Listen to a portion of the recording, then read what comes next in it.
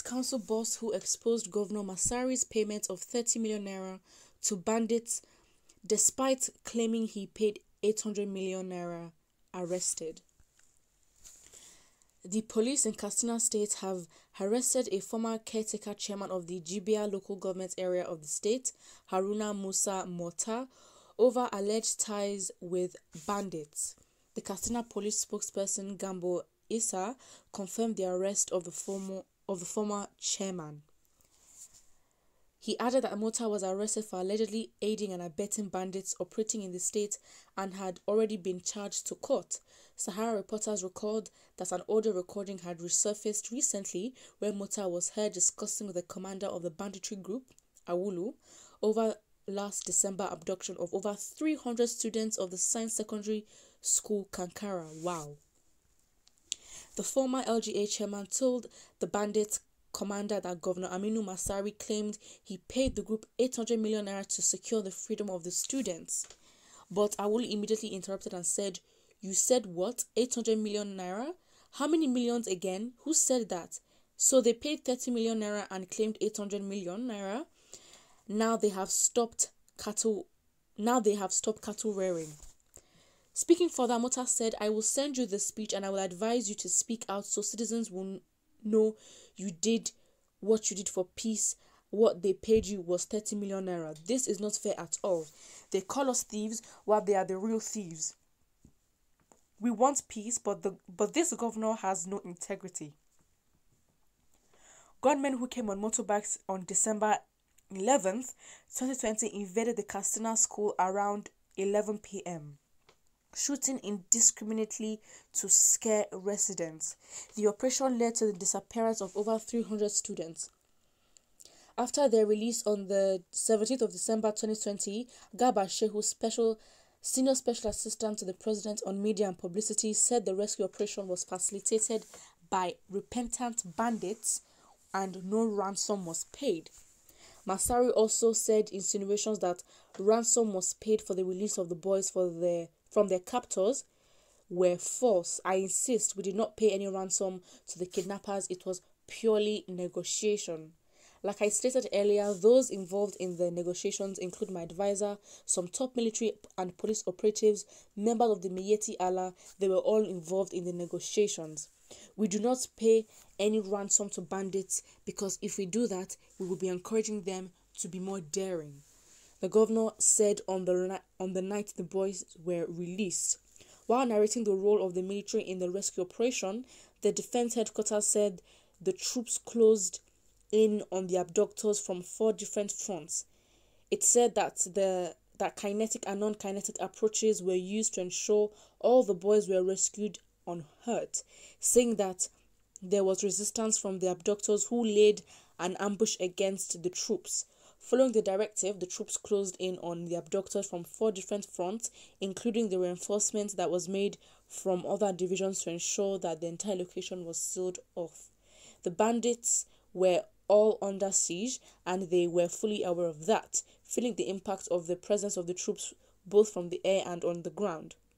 Coordinator Defense Media Operations John Eneche had said. I mean, this is hot news because now the trust, even the bandits are even being betrayed by the people who employed them to carry out whatever they had to carry out. Wow, I mean, it's amazing how all this is actually getting exposed. It will always get exposed, and that is the best thing right now.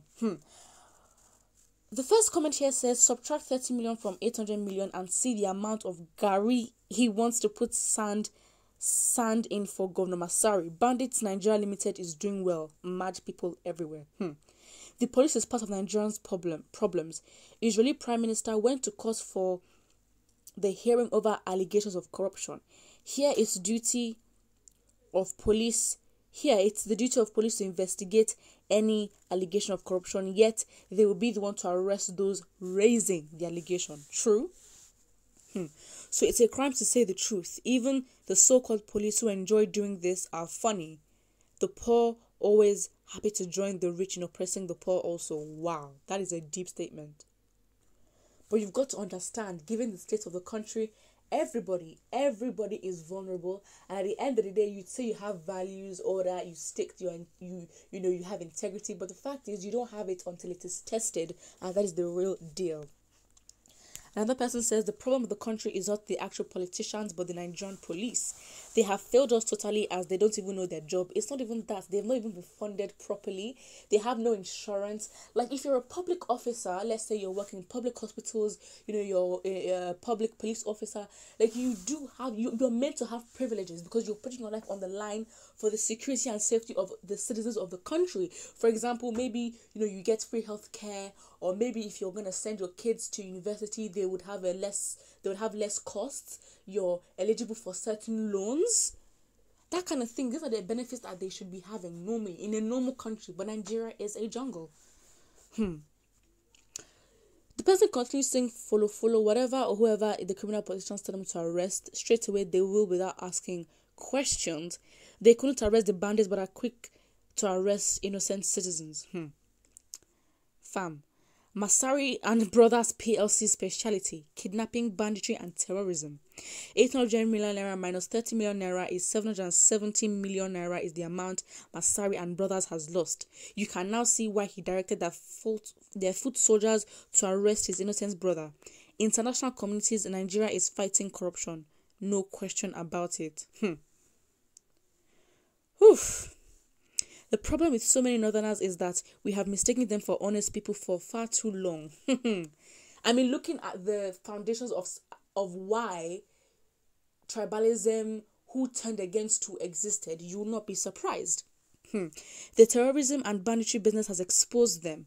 The worst aspect of it all is that the commoners who are prone to attacks defend the criminal elite so diligently, like they feel like stabbing you from Facebook. Wow. Absolutely true. And it's just really, at the end of the day, the fact is we have to keep fighting, and for the fact that these people will always be exposed also gives the people ammunition, gives them ammunition to be like, you know what, these people are very, very wrong. We of course know that they're the enemies of progress that would obviously go against the actual public opinion, which is actually right. We have those, and hopefully they're going to be in a small percentage. But for the rest of us who are actually sane in the head, even though yes, we all still need psychological evaluation, but still, for those of us that are sane in the head and we can see what it is for what it is, this gives us ammunition. And right now on Twitter it is trending hashtag Occupy Lekki Tollgate. It's going to be a whole new protest because they're trying to rebuild and reopen the tollgate when there has been no justice for the tollgate massacre. So yes, get ready, protest online, protest in person, but we are ready to go and face these people back. Because at the end of the day, we took this long to revive and recover, because honestly, what happened was tragic and traumatizing. So at the end of the day, we can't just keep quiet. We have to take time to recalibrate, re-strategize, and go back again and show that these people, you cannot get away with this corruption because they're going to fight you. 2023 is coming and everything must change. Put what you think in the comment section below, and do not forget to like and subscribe.